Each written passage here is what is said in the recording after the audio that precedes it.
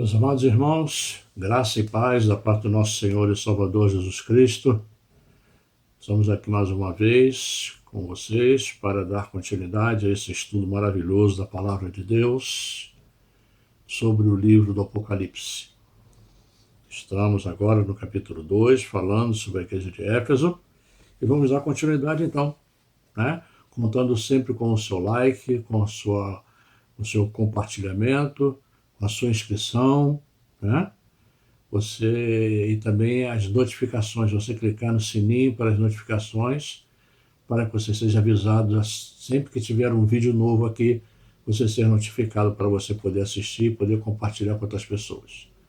Contamos com o seu apoio, né, a esse trabalho que está sendo feito com muito carinho, né, com muito amor, com muita dedicação, com muito estudo, preparando sempre material de qualidade para você poder ter conhecimento bastante da palavra de Deus.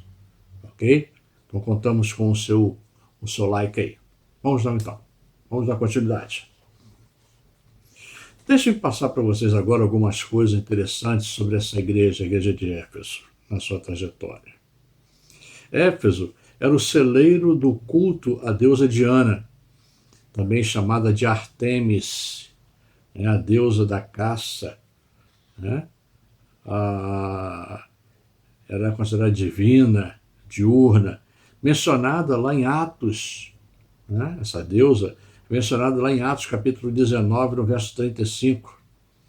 O seu templo foi considerado como uma das maravilhas do seu tempo, né? E também Paulo esteve lá em duas ocasiões da sua primeira e a sua segunda viagem missionárias, tendo ficado por lá por 3 anos. E após sua partida, deixou em seu lugar o seu discípulo amado e filho na fé, Timóteo, para pastorear a esta igreja. Está lá em 1 Timóteo, capítulo 1, nos versos 2 e 3. Timóteo, nesse período de pastorado, passou por grandes dificuldades na questão doutrinária. Este pede ajuda ao seu mentor, ao apóstolo Paulo, né, para que o orientasse a respeito. E este o faz. E assim o jovem pastor consegue resolver tais impasses. Mas quando João escreve a carta a ele, elogiando-o pelo fato de ter expulsado os falsos apóstolos, né, que se infiltraram, né, nas doutrinas demoníacas no seio da igreja. Depois que Jerusalém foi destruída no ano 70, né, depois de Cristo, pelo general Tito, de Roma, essa cidade se tornou um grande centro para encontros dos cristãos. Hoje em dia mudou o seu nome para Ayassaluk, palavra empregada para dar um sentido corrompido aos santos estudiosos da Bíblia, os chamados Hagios Theologos. Essa cidade hoje em dia persegue e mata cristãos. Quem diria, né? No passado foi considerado uma igreja apostólica e hoje em dia é considerado um lugar onde se persegue cristãos. Só para você ter uma ideia, essas igrejas, essas 7 igrejas, elas são situadas no mesmo lugar que hoje é um país, né? Que esse lugar é a Turquia. Tá bom? Só para você se situar. E a Turquia ela vai ter um papel muito importante, né, no período da tribulação, da grande tribulação, né? E também nos dias de hoje, a gente vê, é um país muçulmano, né, e um país islâmico, e que tem a sua ideologia, né, baseada, né, no Islã, né, que persegue e mata cristãos. Ok? Só para você ter a noção do que nós estamos falando, aonde se localiza essas 7 igrejas. Ok? Essa igreja também ficou muito conhecida por desmascarar falsos profetas, os nicolaítas, né, que dentre tantas heresias pregavam o docetismo, do grego dokein, que negava a encarnação de Cristo. e também a doutrina do antinomianismo, que enfatizava a graça a tal ponto de negar a obediência à lei de Deus no Velho Testamento, chegando ao ponto de promover a libertinagem, além de ensinarem que a circuncisão era necessária para a obtenção da salvação. Então você vê que as coisas aconteciam nesse tempo, estão voltando hoje em dia, né? Nós vemos em algumas igrejas esses tipos de atitudes, né? Essas mudanças de doutrinas, né, tão costumeiras hoje em dia. Cada igreja que aparece é uma doutrina, né? Cada igreja que modifica o seu estatuto, até o seu prédio, ela passa a adotar uma nova doutrina, um novo pensamento, uma nova filosofia que não é cristã. Então você vê que essa coisa já é desde a antiguidade, né? Desde há quase 2000 anos atrás começou já dentro da igreja. Então, para aí você ver que não é uma coisa nova, né? Negar a lei de Deus do Velho Testamento, como a gente vê hoje em dia, que algumas igrejas que dizem que seguem a graça e abominam totalmente a lei, os profetas, o Velho Testamento. Para eles só importa somente o Novo Testamento, porque ele é gentio, não tem nada a ver com o judeu, então ele abomina, ele abole da sua doutrina o Velho Testamento. Isto é errado. Isto é errado. Você toma conhecimento do pecado não é através da graça. A graça, ela te salva. Mas quem coloca você diante de você mesmo e diante de Deus, no seu estado pecaminoso, é a lei. Então a lei, ela é muito importante. Ela é muito importante, né? Ela contribui para a salvação. Ela contribui para a graça. Para você conhecer a graça, você tem que conhecer primeiro a lei de Deus, não a lei dos homens. A lei dos homens você joga fora. É podridão, é coisa putréfata, é coisa suja, podre. Toda doutrina de homens é podre. Podre. Por isso que as igrejas estão infestadas, né, dessas doutrinas de homens, essas doutrinas de demônios, que acabam com o verdadeiro sentido da doutrina de Cristo, abafam aquilo que a Bíblia ensina e passa a ser adotado aquilo que um homem que sobe num púlpito e ensina aquilo que ele acha que deve ser. Esse é o problema da igreja. Esse é o problema que nós enfrentamos nos dias de hoje.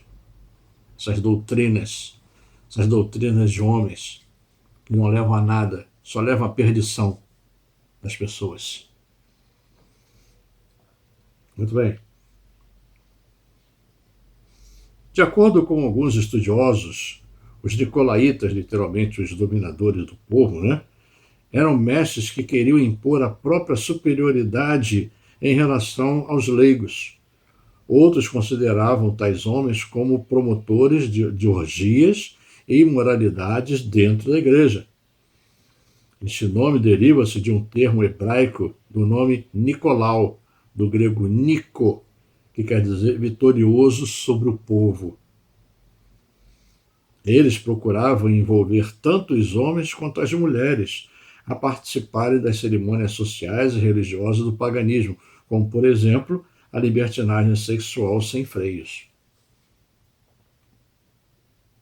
Vemos isso hoje em dia? Temos. Temos notícias, só você botar na internet você vai ver. Casos assim, totalmente inaceitáveis e até inimagináveis o que se fazem nas igrejas. Essa sodomia, né, que existe dentro das igrejas. É homossexualismo, é prostituição, é roubalheira, é sexo explícito, né, entre os membros da igreja, usando até a própria igreja para isso. A gente vê isso, amados. A gente tem notícia disso, é só você acessar o YouTube, você vai ver todas essas coisas. Você talvez não acredite. É uma coisa que é difícil de se acreditar, mas acontece. Acontece. Amados, nós estamos chegando no fim dos tempos. Fim dos tempos, o fim de todas as coisas. Está chegando. Estamos chegando ao fim.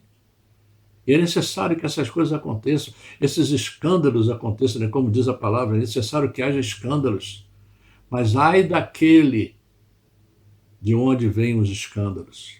Ai daquele. Melhor seria não ter nascido. Diz a palavra. Então, meu amado, nós temos que fugir destas coisas.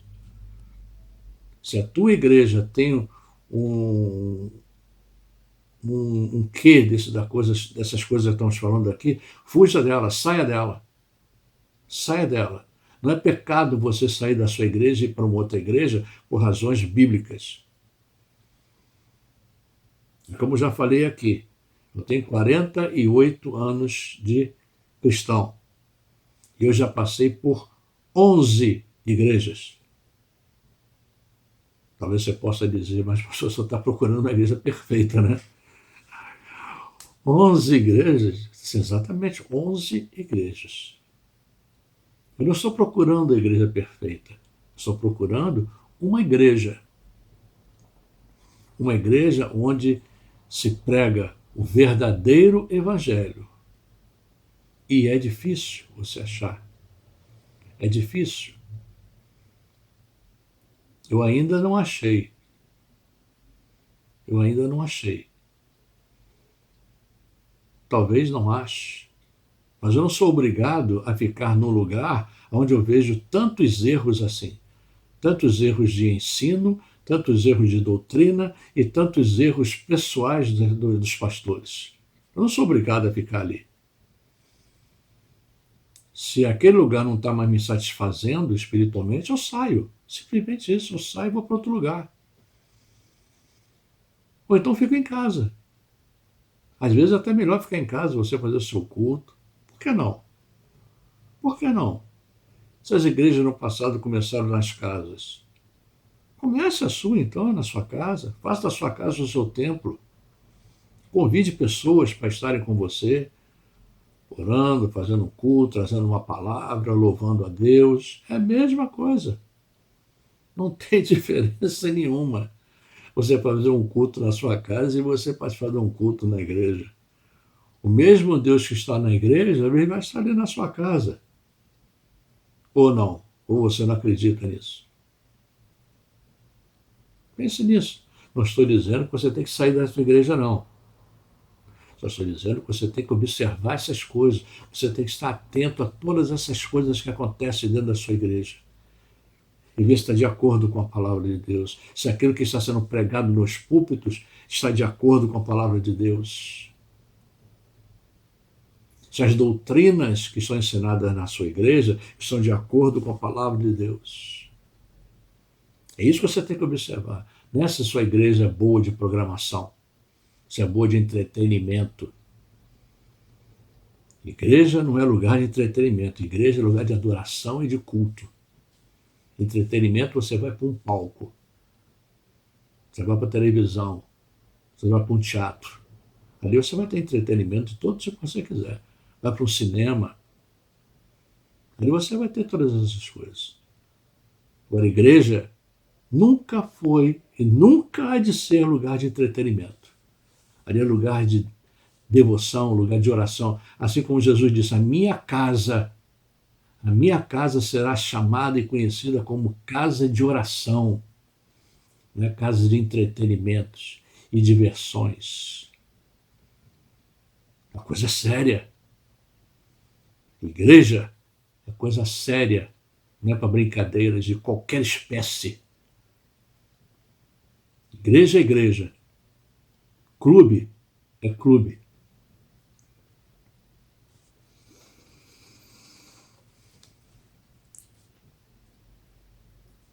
No início do capítulo, né, como nós vemos, o Senhor se apresenta mais uma vez como o Senhor absoluto da igreja. quando diz que ele tem à sua destra as 7 estrelas, né? São os 7 pastores, e ainda no meio dos 7 castiçais, as igrejas. Né?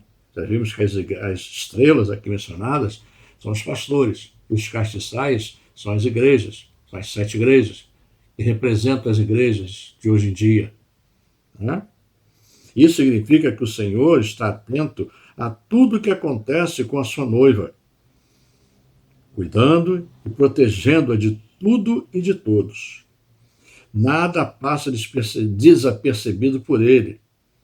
É como um vigia de uma cidade que fica sob a torre mais alta para avisar a cidade dos perigos dos inimigos que tentarem invadi-la.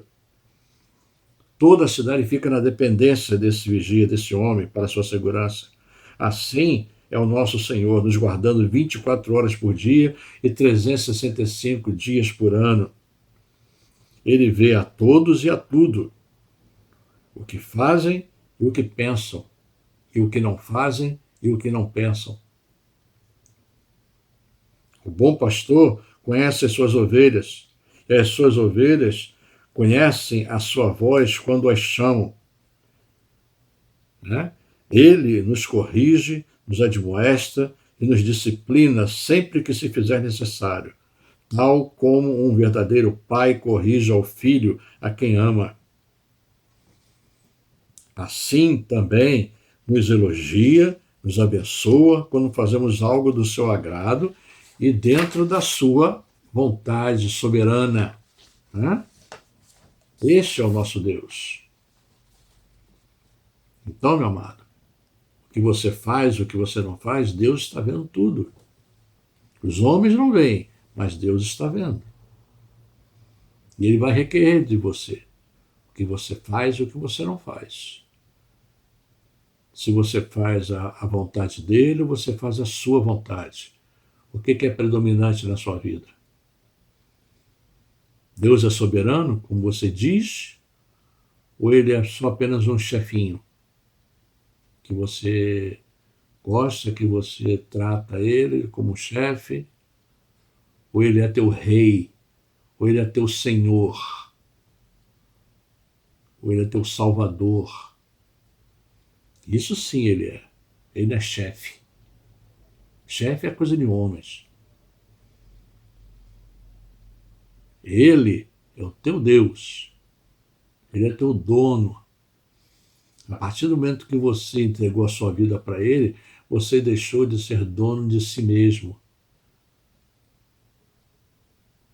O seu dono agora é Jesus Cristo.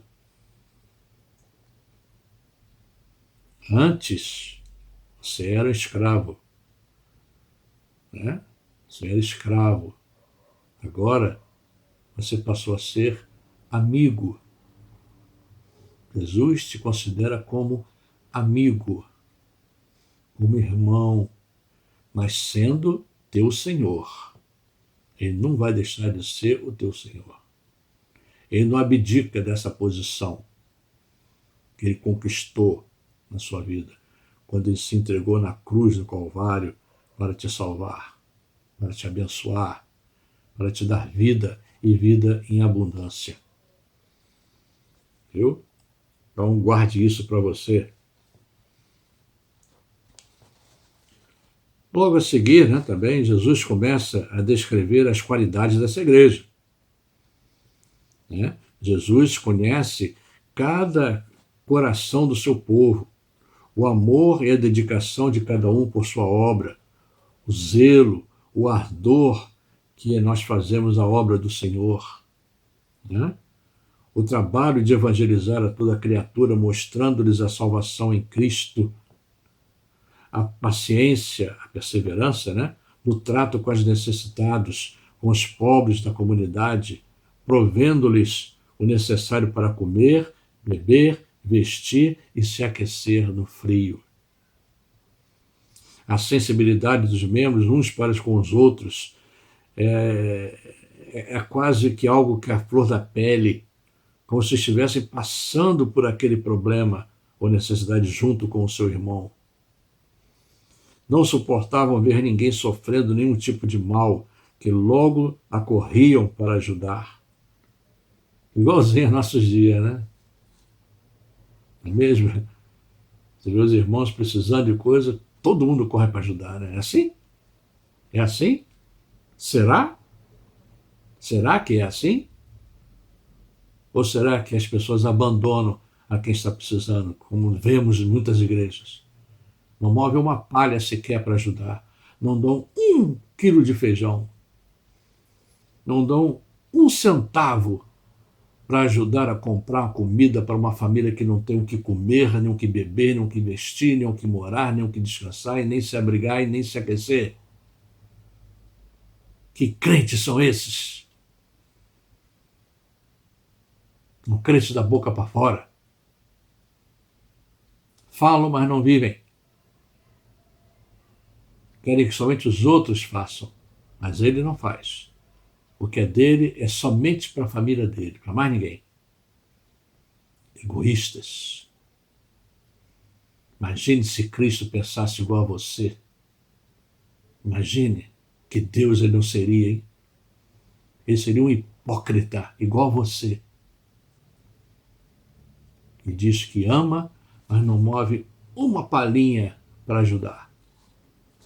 Tem que se ficar quase que se implorando, pelo amor de Deus, para alguém ajudar uma família que está necessitada, que não tem o que comer. Há um pai de família que não está trabalhando, não está conseguindo o trabalho e pede ajuda à igreja, e a igreja vira as costas. Aí um grupo que existe, pequeno, se reúne e vai e ajuda essa pessoa. A quem você acha que Deus ouve as orações? A quem você acha que Deus vai abençoar com fartura? A esses que são mãos de vaca? Ou aquele que é liberal em dar, ter prazer de dar e prazer de ajudar a quem precisa? A quem Deus vai ouvir? É por estas e outras que eu não dou dízimo na igreja. O meu dízimo eu dou para ajudar os pobres que precisam. São mais necessitados do que eu. Então o dízimo, eu faço aquilo que a Bíblia manda, ajudar aos pobres, aos órfãos e às viúvas. Que é para isso que também é o dízimo, para sustento na casa do Senhor, para dar a quem precisa e não para fazer obras suntuosas, botar luxos dentro da igreja. Deus não precisa de luxo. Deus precisa de corações contritos, corações abnegados, corações que são corações doadores, são corações que compartilham daquilo que tem com aquele com quem não tem. Isso agrada muito mais a Deus. Isso agrada muito mais a Deus você pegar o tal dízimo que você dá para uma família que precisa, que você sabe que está precisando. Compra comida para eles. Compra cestas básicas, compra comida, vê o que eles estão precisando. Ajude a pagar uma conta. Deus vai te abençoar, meu irmão. Deus vai multiplicar o que é teu. Deus tem multiplicado o que é meu. Graças a Deus. Graças a Deus. Eu sou ofertante na casa do Senhor. Eu dou ofertas. Mas dízimo, nunca. Nunca. E se você quiser, a gente pode provar você porque que não sou. Nós ainda vamos fazer um estudo ainda aqui sobre esse assunto. Mas se você quiser, eu tenho estudo aqui no meu celular, no meu zap, aqui, se você tiver o seu zap, você coloca o seu número aí, nos comentários, que eu vou entrar em contato com você, vou te mandar um estudo sobre dízimos. O que é o dízimo na Bíblia? Para quem que era oferecido? Para que era oferecido? Para que era usado o dízimo? E você vai ver. Aí você decide se você segue o que a Bíblia ensina ou você segue o que o seu pastor ensina. Ou o que a sua igreja ensina. É com você. Não é comigo. Ok? Então, vamos ficando por aqui, então, né? Já está no tempinho bom aqui, já deve ter mais ou menos uns 20 minutos, né, de mensagem, né, de estudo aqui com vocês. Vamos parar aqui um pouquinho e vamos dar continuidade num próximo vídeo. Eu espero contar com a sua presença, né, com a sua assistência, com a sua inscrição. Né? Se inscreva. Se você está gostando do que você está ouvindo aqui, se inscreva. Compartilhe com outras pessoas. Ó, tem um vídeo aqui de um pastor, ele está falando coisas muito bacanas, coisas que a gente nunca ouviu ainda, que a gente não tinha conhecimento, ele está mostrando para a gente. Ele está fazendo um estudo muito bom sobre o Apocalipse. Faça propaganda. Não custa nada. Não custa nada a você. Se você gosta, quando a gente gosta de alguma coisa, a gente compartilha com as outras pessoas. A gente não guarda para a gente compartilha. Não é mesmo? Então faço o mesmo. Né? Eu, como eu disse aqui, eu não quero ficar rico com o YouTube. Não é intenção minha nem um pouco ganhar dinheiro com o YouTube. Não é mesmo, não é mesmo. Eu acho que o YouTube dá dinheiro, isso não me interessa. O que me interessa é fazer com que você conheça a palavra de Deus, para que você não venha cair mais nas artimanhas do diabo, como tem sido feito hoje em dia. Só isso, mais nada. Ok? Então, vamos ficando por aqui. Que a paz do Senhor esteja sobre a tua vida, a graça também, em abundância sobre a tua vida, sobre a tua família, sobre a tua parentela, todos os dias da tua vida. Ok? Deus te abençoe, até uma próxima oportunidade, se assim o Senhor nos permitir e se assim Ele não voltar antes. Ok? Um grande abraço a todos, fiquem todos na paz do Senhor, em nome de Jesus. Amém e amém.